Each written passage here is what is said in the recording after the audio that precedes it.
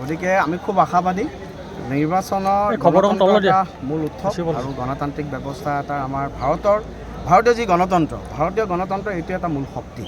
গতিকে গণতন্ত্ৰৰ উৎসৱত অংশগ্ৰহণ কৰিব পাই মই নিজে খুব সৌভাগ্যৱান অনুভৱ কৰিছোঁ আৰু খুব আত্মবিশ্বাসী আমি জিকিম।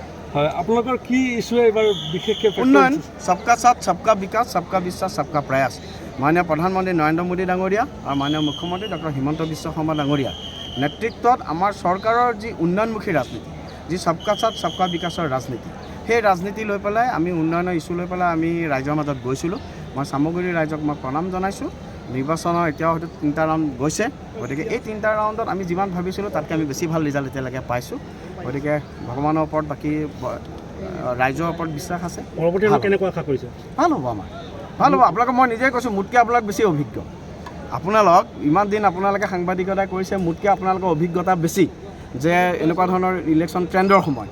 গতিকে আপোনালোকৰ মই আপোনালোকক সুধিছোঁ যে এনেকুৱা ট্ৰেণ্ডে কি? আমিতো খুব আশাবাদী, খুব আত্মবিশ্বাসী, আৰু আমি খুব ভালকৈ আমি জিকিম, আমি আগৰ পৰাই কৈ আছোঁ। ৰকিবুল হুছেইনৰ এটা দুৰ্গ চামগুৰি, গতিকে দুৰ্গ হিচাপে কোৱা আছিল। গতিকে আপোনালোক যদি ইয়াত জয়ী হ'লে এটা ৰেকৰ্ড হ'ব বুলি ধাৰণা কৰিছে। আমাৰ কাৰণে সকলো সমষ্টি সমান। আমি পুনৰাই মই কৈ আছিলোঁ, মই যেতিয়া নিৰ্বাচনত ৰাজনীতি কৰিছিলোঁ, ৰাজনীতিৰ প্ৰতিদিনতে সংখ্যাগুৰু সংখ্যালঘু বুলি মই কেতিয়াও ভাবি পেলাই মই ৰাজনীতি কৰা নাছিলোঁ। আমাৰ এটাই কথা, সবকা সাথ সবকা বিকাশ, justice to all appeasement to none. এই নীতি লৈ পেলাই আমি মানুহৰ মাজত আগবাঢ়িছিলোঁ। গতিকে চামগুৰিৰ ৰাইজক মই প্ৰণাম জনাইছোঁ। তেওঁলোকে খুব গণতান্ত্ৰিক প্ৰক্ৰিয়া এটাত খুব গঠনমূলকভাৱে তেওঁলোকে অংশগ্ৰহণ কৰিছে, আৰু এইটোৱে হৈছে গণতন্ত্ৰৰ শক্তি। গতিকে আমি খুব আশাবাদী নিৰ্বাচনৰ মূল উৎসৱ আৰু গণতান্ত্ৰিক ব্যৱস্থা এটা আমাৰ ভাৰতীয় যি ভাৰতীয় গণতন্ত্ৰ এইটো এটা মূল শক্তি। গতিকে গণতন্ত্ৰৰ উৎসৱত অংশগ্ৰহণ কৰিব পাই মই নিজে খুব সৌভাগ্যৱান অনুভৱ কৰিছোঁ আৰু খুব আত্মবিশ্বাসী আমি জিকিম। হয়, আপোনালোকৰ কি ইছ্যুৱে এইবাৰ বিশেষকৈ উন্নয়ন, সবকা সাথ সবকা বিকাশ সবকা বিশ্বাস সবকা প্ৰয়াস। মাননীয় প্ৰধানমন্ত্ৰী নৰেন্দ্ৰ মোদী ডাঙৰীয়া আৰু মাননীয় মুখ্যমন্ত্ৰী ডক্টৰ হিমন্ত বিশ্ব শৰ্মা ডাঙৰীয়া নেতৃত্বত আমাৰ চৰকাৰৰ যি উন্নয়নমুখী ৰাজনীতি, যি সবকা সাথ সবকা বিকাশৰ ৰাজনীতি, সেই ৰাজনীতি লৈ পেলাই আমি উন্নয়নৰ ইছ্যু লৈ পেলাই আমি ৰাইজৰ মাজত গৈছিলোঁ। মই চামগুৰি ৰাইজক মই প্ৰণাম জনাইছোঁ। নিৰ্বাচনৰ এতিয়াও হয়তো 3টা ৰাউণ্ড গৈছে।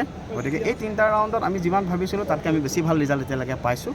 গতিকে ভগৱানৰ ওপৰত বাকী ৰাইজৰ ওপৰত বিশ্বাস আছে। পৰৱৰ্তী কেনেকুৱা আশা কৰিছে? ভাল হ'ব আমাৰ, ভাল হ'ব। আপোনালোকে মই নিজে কৈছোঁ, মোতকৈ আপোনালোক বেছি অভিজ্ঞ। আপোনালোক ইমান দিন আপোনালোকে সাংবাদিকতা কৰিছে, মোতকৈ আপোনালোকৰ অভিজ্ঞতা বেছি যে এনেকুৱা ধৰণৰ ইলেকশ্যন ট্ৰেণ্ডৰ সময়। গতিকে আপোনালোকৰ মই আপোনালোকক সুধিছোঁ যে এনেকুৱা ট্ৰেণ্ডে কি?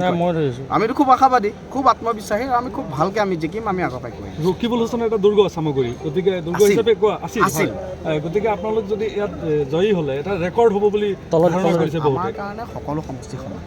আমি পুনৰাই মই কৈ আছিলোঁ, মই যেতিয়া নিৰ্বাচনত ৰাজনীতি কৰিছিলোঁ, ৰাজনীতিৰ প্ৰতিদিনতে সংখ্যাগুৰু সংখ্যালঘু বুলি মই কেতিয়াও ভাবি পেলাই মই ৰাজনীতি কৰা নাছিলোঁ।